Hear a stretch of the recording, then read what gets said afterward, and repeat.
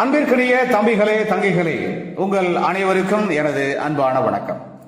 ஒவ்வொரு திருக்குறளின் மேன்மையான கருத்துக்களை இவ்வுலகெங்கும் வாழுகின்ற மாணவ மாணவியராகிய தாங்கள் அனைவரும் தெளிவாகவும் சிறப்பாகவும் அறிந்து உணர்ந்து உன்னதமான மேன்மையான ஒவ்வொரு திருக்குறளையும் அதில் சொல்லப்பட்டுள்ள உன்னதமான உயர்வான கருத்துக்களையும் நீங்கள் உங்களது தேர்வுகள் எழுதுவதற்கும் அதே சமயத்திலே அந்த மாண்புமிக்க மேன்மை தாங்கிய கருத்துக்களை கொண்டு உங்களுடைய வாழ்க்கை பயணத்தை, வாழ்க்கை பாதையை செம்மையாகவும் அன்புடனும் அறத்துடனும் மற்றும் ஆக சிறந்த அனைத்து விதமான திருக்குறளில் சொல்லப்பட்டுள்ள பண்பு நலன்கள் உடனும் அமைத்துக் கொள்ள உதவுவதே இந்த கருத்தாக்கத்தினுடைய நோக்கமாகும்.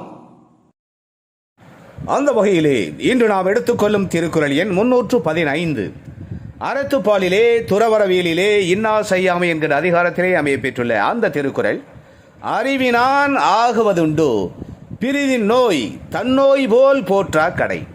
அறிவினான் ஆகுவதுண்டோ பிரிதின் நோய் தன்னோய் போல் போற்றா கடை.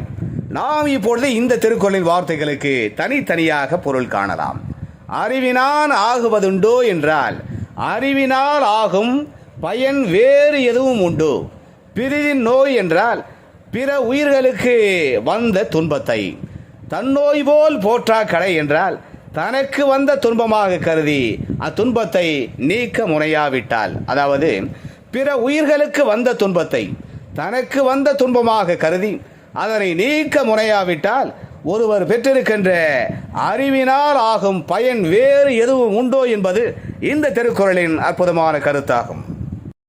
நாம் இப்பொழுது திருக்குறள் சம்பந்தமான ஒரு தகவலை தெரிந்து கொள்ளலாம். மனிதர்களின் வாழ்க்கை நெறியை உயர்த்துகின்ற கோட்பாடாக வள்ளுவம் 3 அறங்களை வலியுறுத்துகின்றது என்பதையும், அந்த 3 அறங்கள் ஆன்மீக அறம், ஈதல் அறம் மற்றும் காதல் அறம் என்பனவாகும் என்பதையும் அறிகிறோம். சின்னம் சிறிய பறவைக்கு இருக்கின்ற ஒற்றுமை உணர்வு கூட அடுத்த பறவைக்கு துன்பம் வருகையிலே பரிதவித்து பறந்து வந்து காப்பாற்றுகின்ற அந்த நல்ல அறிவு கூட பகுத்தறியும் ஆறறிவு பெற்றிருக்கிறேன் என்று பகட்டாக கருதி தெரிகின்ற சில பெரிய மனிதர்களுக்கு இல்லை என்கின்ற உண்மை மிக்க கருத்தினை ஒரு நாயகன் மிகவும் உன்னதமாக உணர்ச்சிகரமாக இந்த வையகத்திலே மனிதன் என்ற போர்வையிலே கொடிய மிருகங்களாய் தெரிகின்ற சில உதவா கரைகளுக்கு உணர்த்துவதற்காக பாடப்பெற்ற அந்த அற்புதமான பாடல் வரிகளிலே கூறுவார்.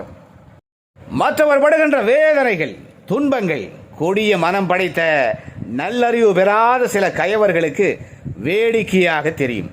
இதயமற்ற அத்தகைய இடிநிலை மனிதருக்கு இதுவெல்லாம் வாடிக்கை ஆகும். மிகப்பெரிய மனிதன் என்று தன்னை கருதி கொள்ளும் இத்தகைய கல் நெஞ்சக்காரர்களுக்கு மிகச்சிறிய மனம் இருக்க தன்னையொத்த தன்னினம் சேர்ந்த பிற பறவைக்கு வருகின்ற துன்பத்தை நீக்குகின்ற பேரறிவு சிறிய பறவைக்கு கூட இருக்கிறதே என்று அந்த நாயகன் துன்பம் நீக்குவதே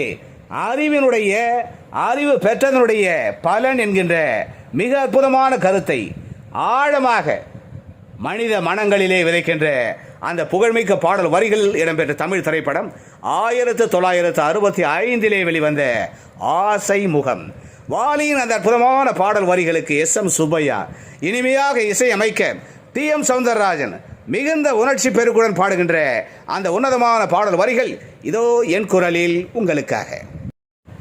இன்னொருவர் வேதனை இவர்களுக்கு வேடிக்கை, இதயமற்ற மனிதருக்கு இதுவெல்லாம் வாடிக்கை. இன்னொருவர் வேதனை இவர்களுக்கு வேடிக்கை, இதயமற்ற மனிதருக்கு இதுவெல்லாம் வாடிக்கை. எத்தனை பெரிய மனிதனுக்கு எத்தனை சிறிய மனம் இருக்கு, எத்தனை பெரிய மனிதனுக்கு எத்தனை சிறிய மனம் இருக்கு, எத்தனை சிறிய பறவைக்கு எத்தனை பெரிய அறிவிருக்கு.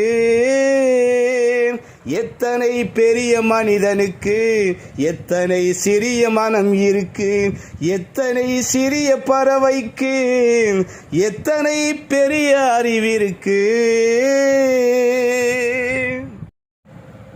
எனவே அன்பு தம்பிகளே, தங்கைகளே, பிற உயிர்களுக்கு வந்த துன்பத்தை தனக்கு வந்த துன்பமாக கருதி அதனை நீக்க முறையாவிட்டால் ஒருவர் பெற்றிருக்கின்ற அறிவினால் ஆகும் பயன் வேறு எதுவும் இருக்க முடியாது என்கின்ற இன்னா செய்யாமை என்கிற அதிகாரத்திலே அமைய பெற்றுள்ள இந்த திருக்குறளின் அற்புதமான கருத்தினை தெளிவாக அறிந்து உணர்ந்து நாம் அறிவு பெற்றிருப்பதன் பயன் என்பது என்னவென்றால் பிற உயிரினங்களுக்கு வந்த துன்பத்தை நீக்குவதே ஆகும் என்கிற கருத்தினை தெளிவாக அறிந்து உணர்ந்து அதன்படி செயல்பட்டு வாழ்விலே பெருமைகளையும் புகழையும் அடைவோம். மீண்டும் ஒரு இனிய திருக்குறள் எண் 316. அந்த திருக்குறளின் பொருளோடு தொடர்புடைய இனியதொரு தமிழ் திரைப்பட பாடல் வரிகள், திருக்குறள் சம்பந்தமான சில தகவல்கள் ஆகியவற்றோடு நாம் விரைவில் மீண்டும் சந்திக்கலாம். அதுவரை அன்பு வணக்கம் கூறி விடைபெற்றுக் கொள்வது உங்களுடைய அன்பு அண்ணா முனைவர் கா. சிவசங்கர். மீண்டும் சந்திப்போம். நன்றி, வணக்கம்.